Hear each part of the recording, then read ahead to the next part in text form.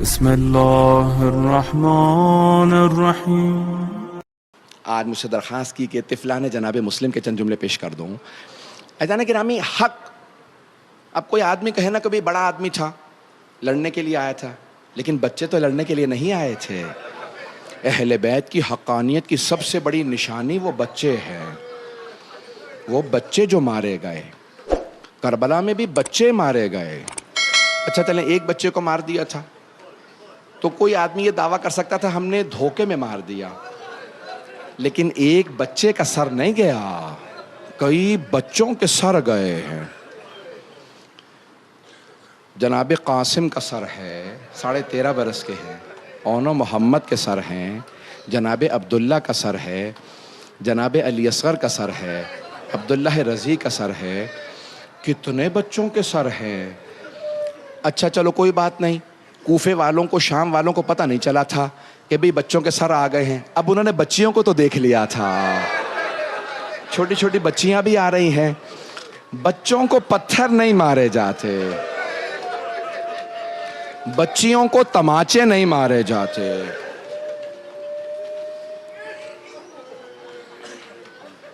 آئیں ذرا میرے ساتھ چلیے گا کچھ دیر کے لیے، کوفہ چلیں گے، اس طرح شام میں آپ کو کچھ بچوں کی چند مثالیں دینا چاہتا ہوں۔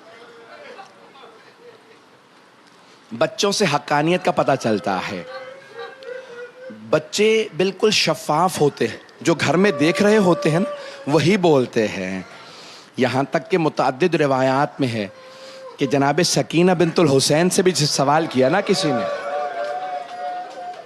متعدد جگہوں پہ ہے۔ میں اس پر مثال دے رہا ہوں، ایک آدھ میرے ساتھ رہیے گا۔ کسی نے کوفے میں کہا، ایک خاتون نے کہا، مومنہ خاتون تھی، جانتی نہیں تھی یہ کون ہے، دوڑتی ہوئی آئی اور آنے کے بعد کہا، اے اسیرو، جناب سکینہ کو دیکھا، ارے چھوٹی سی بچی بھی اسیر ہے، تو کہا کہ بیٹی میں کچھ صدقہ لے کے آئی ہوں، بس میرے لیے ایک دعا کر دینا، دعا کر دو۔ جناب سکینہ نے، بعض علماء نے لکھا جناب زینب نے کہا کہ الصدقہ تو علینا حرام، صدقہ ہم پہ حرام ہے۔ ارے کوئی یہ سوچنے والا نہیں تھا تم پہ صدقہ حرام کیوں ہے، کوئی یہ تو پوچھتا صدقہ تو صرف آل محمد پہ حرام ہے، کسی نے نہیں پوچھا۔ تو اب ایک مرتبہ کہا پہ کیوں صدقہ حرام ہے، کہ ہم آل محمد ہیں۔ اب ایک مرتبہ فوراً دوبارہ گھر گئی، دوڑتی ہوئی آئی کہ اب منع نہ کیجئے گا، یہ صدقے کے نہیں نظر کی کھجور ہے۔ تو جناب سکینہ حسین کی بیٹی ہے نا، کہا نہیں کھاؤں گی نہیں، پہلے بتا کام کیا ہے، نظر کی کھجور لائی ہے۔ تو ایک مرتبہ وہ خاتون کہنے لگی، میرا شوہر سفر میں گیا ہوا ہے، بس دعا کرنا خیریت سے آ جائے۔ بی بی نے کہا اور کیا کام ہے؟ اس نے ایک مرتبہ بچی کو دیکھا، پھر کہا بس اتنی دعا کر دینا جیسے آپ یتیم ہوئی ہیں میرے بچے یتیم نہ ہو۔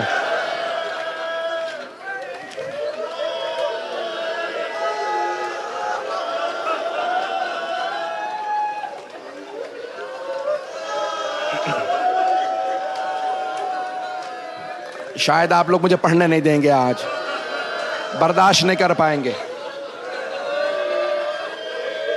اگر سب خاموش ہو کہ ایک جملہ میرا سن لیں، میری ایک درخواست ہے آپ سے۔ آپ کو پتا ہے دنیا کا رواج کیا ہے؟ جب کسی کے گھر میں خوشی ہوتی ہے نا تو لوگ جمع ہونے لگتے ہیں۔ ارے ان کے گھر میں خوشی ہے، شادی ہے، تو سارے لوگ جمع ہونے لگتے ہیں، لیکن نہ جانے جناب سیدہ کا گھر کیسا گھر ہے، یہاں لوگ غم میں جمع ہوتے ہیں، ہمیشہ غم میں آتے ہیں، بیوی کو پرسہ دینے آتے ہیں۔ سیدہ آپ کا گھر لٹ گیا، ہم پرسہ دینے آئے۔ اجرکم اللہ، اجرکم اللہ۔ بس بھائی میں نے سارے مصائب چھوڑ دیے، نہیں پڑھوں گا اب 2 جملے سن لیجئے۔ آل محمد علیہ السلام کے مصائب بہت زیادہ ہیں، چھوٹے چھوٹے بچے بھی ساتھ گئے ہیں۔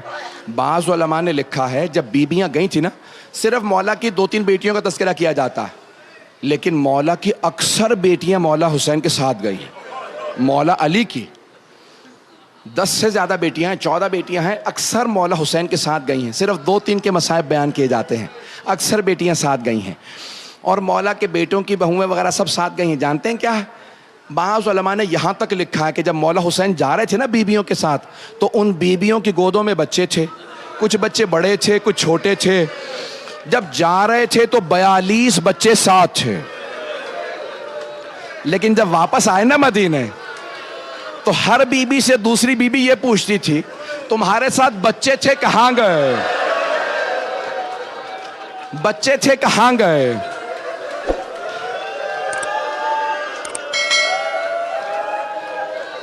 لیکن میں اگر مدینے میں ہوتا نا تو میں باہر کھڑے ہو کے شور مچاتا، میں کہتا کوئی بی بی جناب رباب سے نہ پوچھے، ان کے دونوں بچے چلے گئے، ایک کربلا میں مارا گیا، دوسری شام میں رہ گئی۔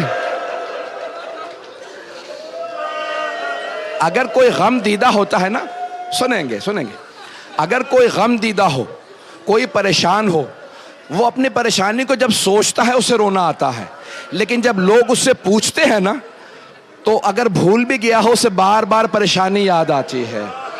تو علماء نے لکھا ہے جناب رباب جب اسیری سے رہا ہو کے مدینے واپس آ گئیں تو صرف 6 مہینے زندہ رہیں اور مسلسل روتی رہتی تھی، ایک ہاتھ سر پہ رکھتی تھی اور رو کے کہتی تھی واہ حجابا، دوسرا ہاتھ سینے پہ رکھتی اور کہتی واہ حسینا۔ اجرکم اللہ۔ بس بھئی آئیں گے میرے ساتھ کچھ دیر کے لیے، ذرا کوفے چلیے، میں دیکھ رہا ہوں ہزاروں کا مجمع ہے، مجھے نہیں معلوم کہاں کہاں تک گلیوں میں دور دور تک لوگ ہیں، لیکن علماء نے بتایا 16,000 یا 18,000 نمازی تھے مسجد میں جب جناب مسلم ابن عقیل نماز پڑھا رہے تھے۔ جب شروع کی تو 16,000 نمازی، اور جب نماز ختم کی تو کوئی بھی نہیں تھا۔ جب لوگ نکل رہے تھے نا اس میں 2 بچے تھے، ایک کا نام تھا ابراہیم، دوسرے بچے کا نام تھا محمد۔ ابراہیم و محمد علیہ السلام 11 اور 9 برس کے تھے، ایک دوسرے کا ہاتھ پکڑ رکھا تھا، دھکے لگتے ہوئے باہر نکل گئے۔ جیسے آج روشنی ہے نا ویسے روشنی نہیں تھی۔ جب حالات خراب ہوتے ہیں نا ہر آدمی گھر کا دروازہ بند کر دیتا ہے، اب بچوں کو ہر دروازہ بند نظر آ رہا تھا۔ چھوٹے بھائی نے بڑے بھائی سے پوچھا ہمارا کوئی بھی نہیں ہے اس شہر میں؟ بڑے بھائی نے کہا ہم پردیسی ہیں نا اس لیے کوئی نہیں ہے۔ اجرکم اللہ، اجرکم اللہ۔ بس میں نے سارے مصائب چھوڑ دیے۔ ایک مرتبہ دونوں شہزادے مختلف جگہوں پہ پناہیں لیتے رہے۔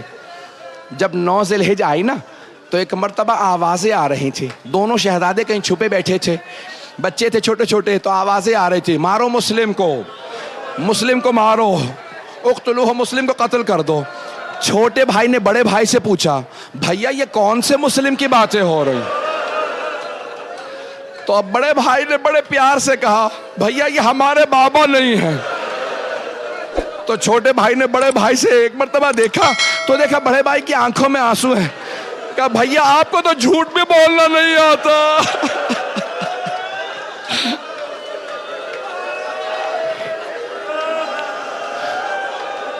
کہا نہیں میرا بھائی پریشان ہونے کی ضرورت نہیں، ہمارے بابا خیریت سے ہوں گے۔ اجرکم اللہ، اجرکم۔ بس میں سارے مصائب چھوڑ کے آگے بڑھ رہا۔ علامہ علی میں شیخ مفید نے، شیخ صدوق نے لکھا ہے علامہ علی کے اندر کہ ایک مقام پہ یہ دونوں شہزادے ایک درخت پہ چڑھ گئے، ایک رات کا وقت تھا تو وہاں نیچے کنواں تھا، چبوترے پہ پاؤں رکھا درخت پہ چڑھ گئے۔ صبح کوئی خاتون پانی بھرنے کے لیے ایک مومنہ، آپ نے دیکھا ہے نا جب پانی رکا ہوا ہوتا ہے اس میں چاند نظر آنے لگتا ہے، نہ جانے کس ماں کے 2 چاند تھے کہ اس پانی میں عکس نظر آ رہا تھا۔ خاتون نے بچوں کے چہرے جب دیکھے نا پانی کے اندر، ڈول جو رکھا تھا باہر کنویں کا ڈول اس میں پانی تھا، سر اٹھا کے دیکھا کہ 2 بہت پیارے بچے ہیں، مسکرانے لگی کہ شہزادو کس کے بیٹے ہیں آپ، کون ہیں آپ؟ بڑے بھائی نے فوراً کہا ہم کوئی نہیں ہیں۔ کہا گھبرانے کی ضرورت نہیں ہے، میں ایمان والی مومنہ خاتون ہوں، بتائیے آپ دونوں کون ہیں؟ چھوٹے بھائی نے فوراً کہا ہم مسلم کے بیٹے ہیں۔ کہ ہم دونوں مسلم کے بیٹے، کہ ہم دونوں مسلم کے بیٹے،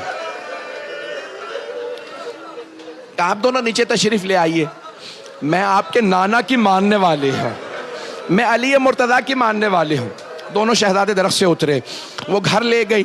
مومنہ تھی، اس زمانے میں عام تھا بیوی مومنہ ہے، شوہر ایمان نہیں رکھتا تھا، شوہر اس کا حارث تھا، بہت ظالم آدمی تھا.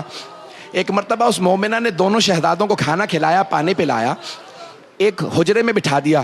کہا شہزادوں میری درخواست ہے بس کوئی آواز نہ کیجیے گا. یہ نہیں بتایا میرا شوہر ظالم آدمی ہے، عبید اللہ ابن زیاد کی فوج میں ہے. رات ہو گئی، شوہر گھر آیا. کہا کیا بات ہے بہت دیر سے آئے ہو؟ کہا سارا دن تلاش کرتا رہا. عبید اللہ ابن زیاد نے 5000 انعام رکھا ہے مسلم کے دونوں بیٹوں کے سر لانے پہ.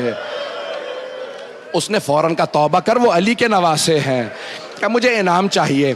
جب رات کو جیسے لیٹا تو اچانک بچوں کے رونے کی آواز آنے لگی. دونوں بچوں نے خواب دیکھا کہ جناب امیر آئے ہیں. دونوں شہزادوں سے کہتے میرے بچوں میرے پاس آ جاؤ، میں تمہیں لینے کے لیے آیا ہوں.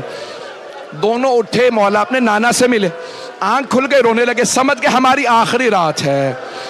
آخری جملے پیش کر رہا ہوں. اولاد والے بیٹھے ہیں، اولاد کے بچوں کے مسائل پڑھنا بڑا مشکل کام ہے. خدا کسی کو اولاد کا غم نہ دے. بڑا سخت امتحان ہے یہ اولاد کا امتحان. یہ جو کربلا میں ماؤں کی گودیں اجڑی تھی نا، بس وہی سمجھ سکتی. بس ایک مرتبہ اس کی آنکھ کھلی، اس حجرے میں آیا جہاں دونوں شہزادے تھے. ایک مرتبہ دروازے کا دروازہ کھولا، ہاتھ میں چراغ تھا، دیکھا دو وہاں بچے بیٹھے ہیں. کہا کون ہیں آپ دونوں؟ انہیں نہیں معلوم تھا، اسے نہیں بتانا. کہا ہم دونوں ابراہیم و محمد مسلم ابن عقیل کے بیٹے ہیں. اب میں کیسے بتاؤں آپ کو؟ بتاؤں گا نہیں، اشارہ کروں گا، جو دیکھیں گے پہنچ جائیں گے. اس نے چراغ رکھا، ہاتھ بڑھائے، بالوں میں ہاتھ ڈالے،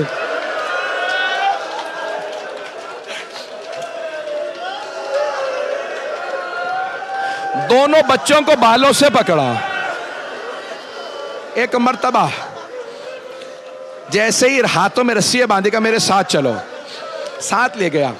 جب لے جانے لگا تو اس کی زوجہ ساتھ چلے. کا باز آ جا، توبہ کر، یہ علی کے نواسے کا نہیں، مجھے انعام چاہیے. بیٹا ساتھ میں چلا، غلام ساتھ میں چلا. اس نے ہاتھ باندھ رکھے، فرات کے کنارے پہنچا، کوفے سے باہر نکلا. کہا کہ آپ دونوں فیصلہ کر لیں. پہلے غلام سے کہا ان کے سر قلم کر دو. کہ نہیں میں ان کو نہیں مار سکتا، میں نے زندگی میں اتنے پیارے بچے نہیں دیکھے، اتنے خوبصورت بچے نہیں دیکھے. بیٹے سے کہا تو مار دے. کا نہیں میں نہیں مار سکتا. پھر ایک مرتبہ اس نے تلوار نکالی. کہا دونوں میں سے بتاؤ پہلے کس کا سر قلم کروں؟ اپنے کرتے اتارو، میں سر قلم کروں گا. ایک مرتبہ چھوٹے بھائی نے رونا شروع کیا. کہا کیا بات ہے؟ دکھ میں کیوں نہیں کھولتے؟ پرانے زمانے میں ایسے بٹن نہیں ہوتے تھے. کہا دکھ میں کیوں نہیں کھولتے؟ کہا میری ماں میرا کرتا اتارتے تھے، مجھے کرتا اتارنا نہیں آتا.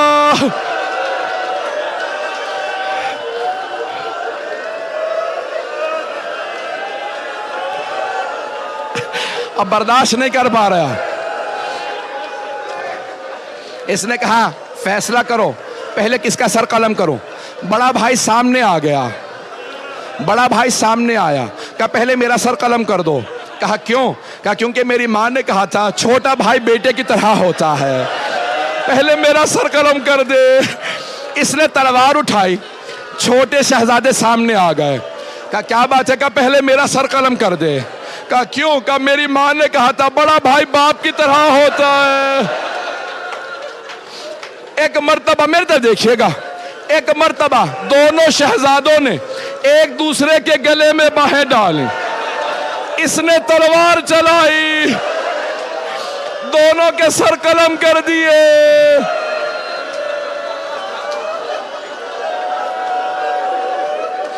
الا لعنت اللہ علی القوم الظالمین.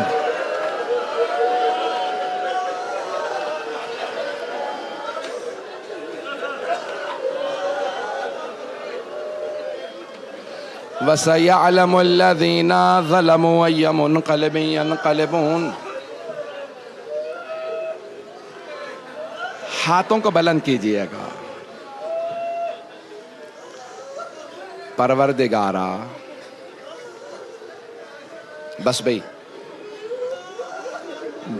بس اب آپ لوگ بے چینی سے رو رہے ہیں. بس میں ایک واسطہ دوں گا. جب بیبیاں مولا سجاد کے ساتھ کوفے پہنچی، کوفے کے دروازے پہ پہنچی تو چاروں طرف سے لوگ پتھر مارنے لگے. میرے ہاتھ میں رومال ہے، میں اگر آپ میں سے کسی کی طرف اپنا رومال بھی پھینکوں گا نا تو آپ کا ہاتھ فوراً چہرے کے سامنے آ جائے گا. جانتے ہیں کیوں؟ چہرہ نازک ہوتا ہے.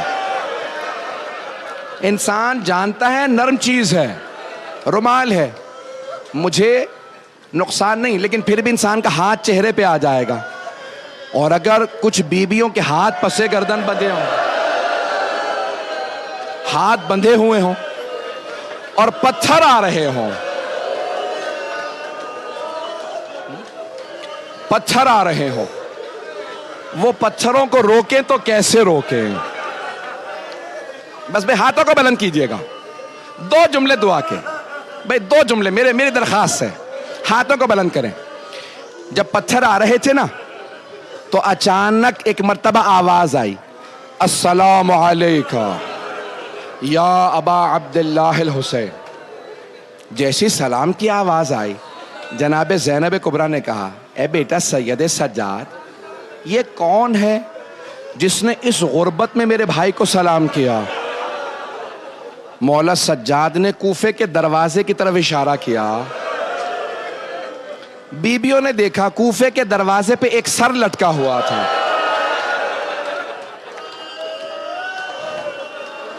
جب سر کو دیکھا ساری بیبیاں گزر گئیں، ایک بیوی رک گئیں. نام رقیہ بتایا جاتا ہے. وہ بیوی رک گئی، ایک سوال کیا کہ مسلم جو آپ پہ بیتی وہ مجھے معلوم ہو گیا، جو ہم پہ گزری وہ آپ کو پتا ہے. مسلم بس مجھے اتنا بتا دیں میرے 2 یتیم بچے کہاں؟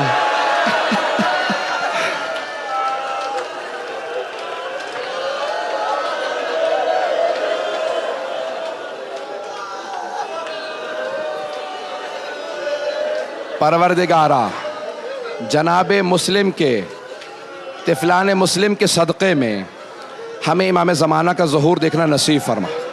دشمنان اہل بیت کو نیست و نابود فرما. کشمیر میں حالات خراب ہے، افغانستان میں، خود پاکستان میں، عراق میں، شام میں، بحرین میں، یمن میں، نائجیریا میں، برما میں، سب کی حفاظت فرما، عزاداروں کی حفاظت فرما.